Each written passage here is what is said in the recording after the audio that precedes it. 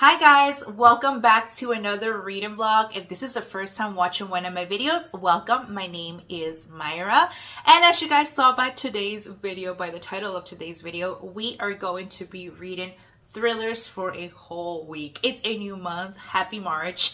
And this month of March we have a lot of new releases, and there was one book specifically that I was very intrigued by, which is the book Listen for the Lie by Amy Tintera. I hope I'm saying her name right, but I have been seeing this book all over social media, so I definitely wanted to jump into this book. And when I went to Goodreads.com to see what other books were being released this month of March, there was also another thriller that I had seen before that had caught my eye, which is Bye Baby by Carola Loverin. So I'm like, you know what, let's just read through this for a whole week. And while being on Goodreads.com, I don't know why The Inmates by Frida McFadden, which I know has been published already before, I don't know if it's just a new version of it being published, but it's also showing up as being published today, March 5th, because all these books that we're going to be reading are being published today, Tuesday, March 5th, if you are watching this when this video comes out. So I'm like, you know what, let's just do thrillers for a whole week. I love Frida McFadden. I am very interested to read Listen for the Lie and Bye Baby. So let's just do it. Let's read thrillers for a whole week. So first up, we're going to start with Listen for the Lie by Amy Tintera. I was able to get the Kindle version and the audiobook version thanks to NetGalley. So I'm going to start off first. We're going to head to a coffee shop. I'm going to read on the Kindle while listening to the audiobook. And yeah, let's see where we end up. Before we go to the coffee shop, let me tell you a little bit about Listen for the Lie. Listen for the Lie follows Lucy, who is being accused of murdering her best friend. So 5 years ago, she was in her hometown at a wedding, and that following morning, her best friend was found murdered. And she was found walking around the streets, basically a mess with mud all over the dress, blood on her dress, and that blood was her best friend's. Savvy is her name. But now it's been 5 years. She has been living in LA, but people still remember the whole murder situation because it was in a small town in Texas.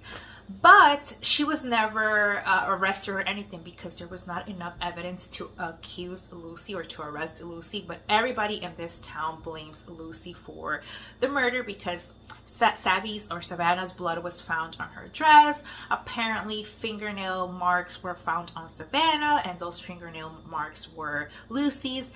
And now we have Ben, who is doing this true crime podcast, and he is bringing up Savvy's murder situation, and he wants to find out the truth. So he is interviewing all these people who have been involved with Savvy's murder, and he's out to find out who really murdered Savvy. So I am very interested in this one. I am excited to start this one. So yeah, let's head to the coffee shop and let's get started.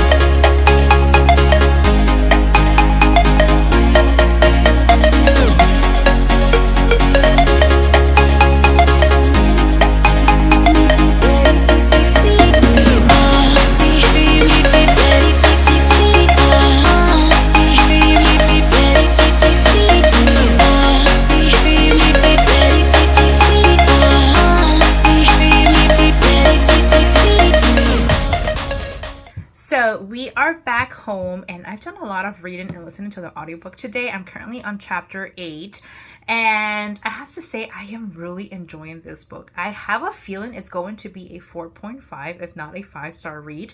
That's how intrigued I am into the story, into the book.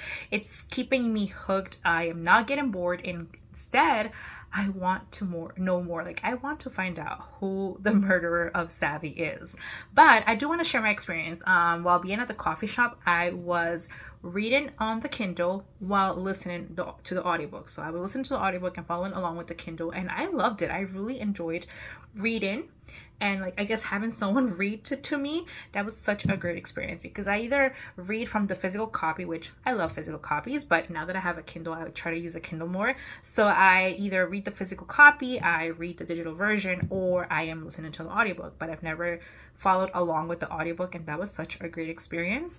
And while I was home, I had stuff to do here at home, so while I was doing stuff, I was listening to the audiobook. And like I said, I'm really enjoying this book. Like I had mentioned before, we are basically following Lucy, and I'm not sure if there's going to be another POV, because every chapter has the chapter number and then the name. For example, it says chapter 8 and then it says Lucy in capital letters.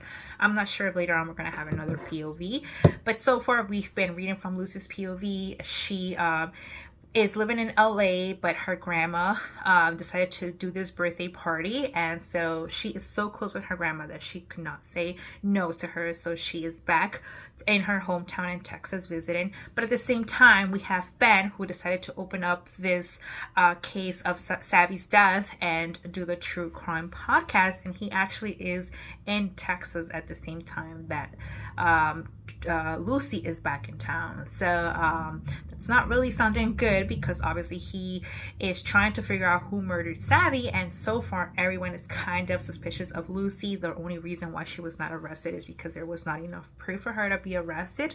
And so far we've been getting glimpses of people talking about either that night or talking about the way that Savvy was, the way that Lucy was, what people knew of them. And it's just people who I guess either knew them or heard of them, because it's a small town, so everyone kind of knows each other or hears about each other.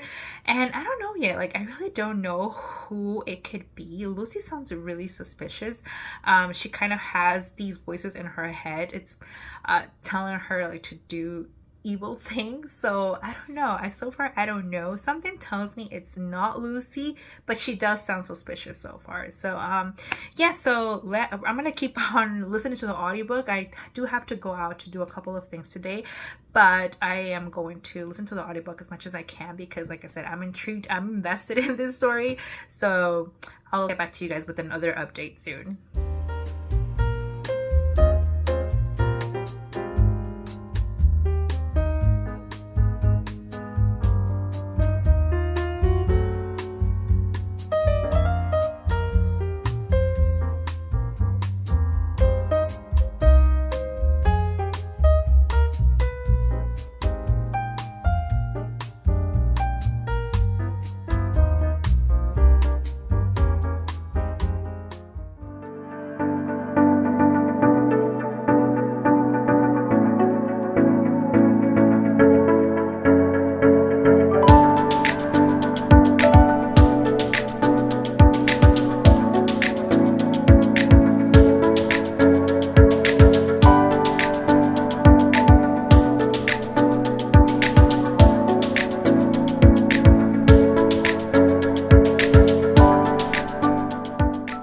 Still can't figure out who the murderer is, which could be a good thing, because you don't want a mystery thriller book to be too predictable. Like, what's the fun in that? So that's how you know this book is good, because I don't think it's obvious. At least to me, it's not obvious who the murderer is. Like at first, Lucy sounded very suspicious, but I don't think it's Lucy, because at least for now, I don't think it's her, because then I feel like it would have been, I don't know, too obvious. Like, what's the fun in that? I don't know. I could be wrong, but we are meeting new characters.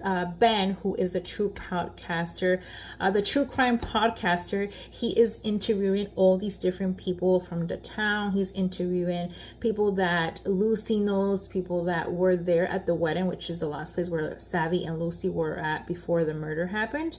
And so you're getting to know all these things that have happened either that night or things that have happened between one another. We got to meet Mara, that is Savvy's sister. We got to meet Matt, which was Lucy's first husband. We even got to meet Julia, which is Matt's current wife. And you're just finding out things, and a lot of these people had told the police one thing, but in fact it's not necessarily true. Like, they were saying they were home, but they weren't. So like now you have more than one suspect. I don't know. I'm having a good time with this book. Like, I am intrigued. I want to keep on reading because I want to find out who murdered Savvy. I am on chapter 33 and in turns between reading from the Kindle and listening to the audiobook because the audiobook is really good. I look forward to, like, I think I mentioned it before when the podcast starts. There's like this little intro sound, so I look forward to that. And yeah, the narrators are great. Let me keep on reading and I'll update you guys. It's a brand new day. It's raining outside. Perfect weather to read thrillers, and I finished Listen for the Lie. I told you guys from the beginning that I knew this was going to be a 4.5 or a 5-star read, and I was not wrong. This was a 5-star read. I'm giving it 5 stars. I had a good time reading the book. I could not stop reading the book. I could not stop listening to the audiobook. I wanted to find out what was going to happen next. I wanted to find out what happened the night of the murder, what happened the night of the wedding. I wanted to find out the murderer. I wanted to find out who killed Savvy, and guys, I was not going to figure it out. Like, even though we're told all these things and you kind of start gravitating towards who you think the killer is, and I was surprised at who the killer was. Like, I was not expecting that person to be the killer. So yeah, I am going to give it 5 stars. I definitely recommend it if you're looking for a good thriller. Read Listen for the Lie. Listen to the audiobook if you can. I enjoyed the audiobook, especially the podcast. It was like so like a real podcast. It sounded like a real podcast, so I loved it. I loved the format of the way it was written, and also the audiobook. I love the storyline. I loved it. I loved it. If you are looking for a thriller, definitely recommend Listen for the Lie. And I have started our next thriller, which is Bye Baby. For this one, I only have the audiobook as I am reading this before the release dates. So I was able to get the audiobook thanks to NetGalley. I was approved to listen to the audiobook and I have started it. Bye Baby. Bye Baby is by Carola Loveren, and this follows 2 best friends, Cassie and Billy. They were childhood best friends, grew up together, very close, but suddenly they started to grow apart. Billy is single, she dates, she has a traveling job, so she's constantly traveling. And Cassie is kind of the opposite. She has settled down, she got married to a very wealthy man, she has a daughter now, and so their lives are kind of opposite now.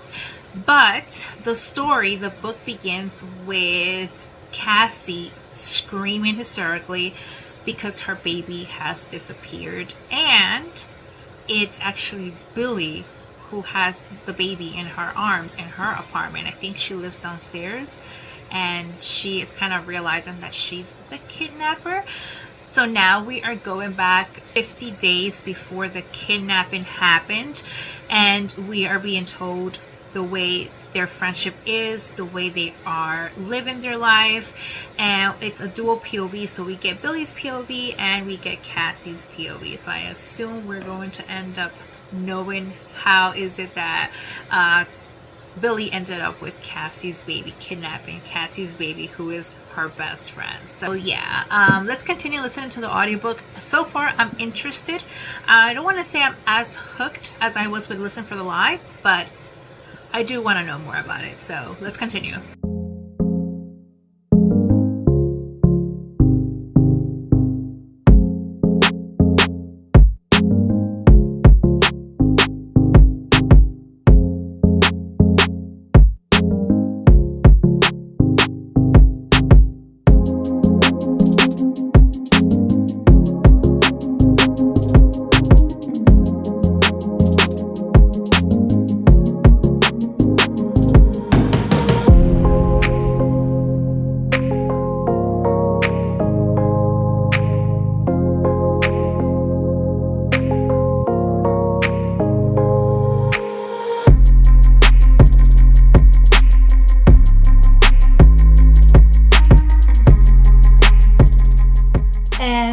Done reading Bye Baby, or listening to the book Bye Baby. I want to say it's a good book. It kept me entertained, but not as hooked as the first book, Listen to the Lie. I'm gonna give this book 4 stars because again, it did keep me entertained. I did want to know if the best friend was gonna get caught, If she did get caught, how was she gonna get caught? Why did she take the baby? But I just feel like I needed a little bit more of twists, turns. We were kept in suspense to know why she did it, or if she was gonna get caught. But I feel like there could have been a little bit more surprises. I don't know. They did share a lot of childhood secrets that we discovered as to why they kind of are still sort of still connected. But yeah, I feel like I was expecting a little bit more of twists, turns. But overall, not a bad book. I definitely do recommend By Babies. So that is it for this reading vlog. I hope you guys enjoyed. Let me know in the comments what kind of reading vlog we should do next. Thank you so much for watching, and I'll see you in the next one. Bye.